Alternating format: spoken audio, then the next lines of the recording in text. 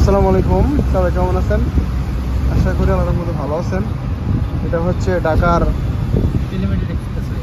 আচ্ছা আরে এটা এটা কি রোড? উড়াল এলিভেটেড এক্সপ্রেসওয়ে। আচ্ছা, পড়ে গেছে। খুব সুন্দর ঢাকা। এ হচ্ছে পুরীর বিশ্ব রোড। পুরীর বিশ্ব রোড। ঢাকা অনেক সুন্দর, মাশাআল্লাহ।